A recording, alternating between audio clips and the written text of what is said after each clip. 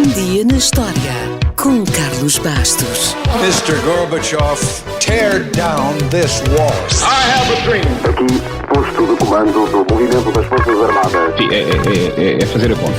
Houston, we have a problem. Yes, we can. And now for something completely different.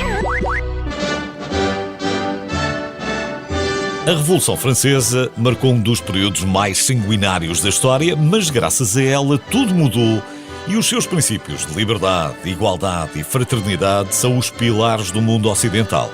Por isso, estamos muito agradecidos. Mas há sempre o reverso da medalha e muitas mentes brilhantes morreram nesse período de terror.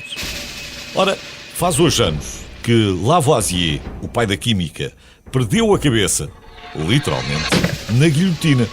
Sim, o tal que disse, se ainda se lembra das aulas, que na natureza nada se cria, nada se perde, tudo se transforma. Já agora, e porque há produtos a que nos habituámos a dar o nome de determinadas marcas, por exemplo, as lâminas de barbear passaram a ser giletes ou os recipientes de plástico tupperwares, também a guilhotina herdou o nome do seu criador, o Sr. Guillotin, que era médico. Ele até tinha boas intenções, porque, dependendo do método, muita coisa podia correr mal durante uma execução, e não era bonito de se ver. E a sua ideia foi dar aos condenados uma morte mais decente, mais digna e, acima de tudo, imediata e sem dor. A imprensa rapidamente batizou a sua invenção de Madame Guillotin e ele nunca mais se livrou da fama. Aliás, a família do Sr. Guillotin pediu inclusivamente ao governo francês para renomear o objeto. O pedido foi recusado, mas os familiares não se ficaram e resolveram então eles mudar o nome da própria família.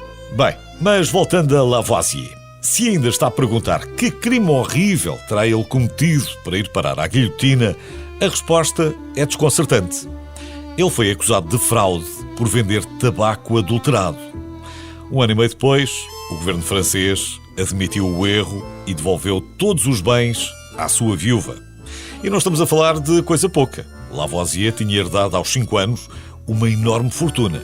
Foi todo esse dinheiro que lhe permitiu estudar nas melhores escolas. E não deixa de ser curioso reparar que o mais proeminente químico francês, na verdade, estudou Direito na faculdade, mas nunca exerceu, porque, entretanto, desenvolveu um grande interesse pela ciência e estudou matemática, astronomia, botânica e química.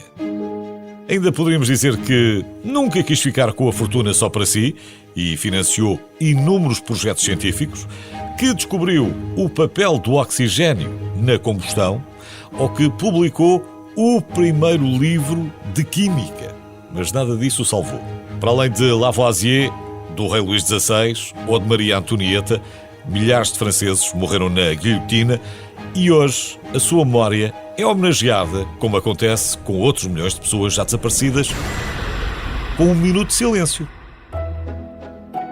O que nos leva a outro facto interessante do dia de hoje. Ao que parece, esta convenção do minuto de silêncio foi apresentada ao rei Jorge V há pouco mais de 100 anos. Existem duas teorias predominantes sobre como o minuto de silêncio se tornou uma prática comum para honrar os mortos. A primeira diz que na cidade do Cabo, na África do Sul, os combates da Primeira Guerra Mundial foram homenageados todos os dias com um breve momento de silêncio.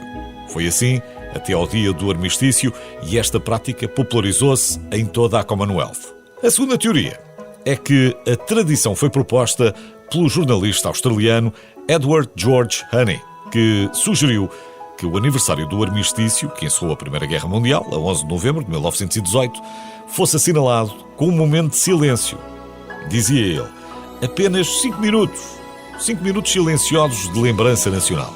Independentemente da teoria mais aceite, o rei Jorge V oficializou o protocolo em 1919 e a partir daí generalizou-se a sua prática um pouco por todo o mundo. É verdade que já não são 5 minutos, mas 1 minuto de silêncio pode durar uma eternidade e pode mesmo ser ensurdecedor.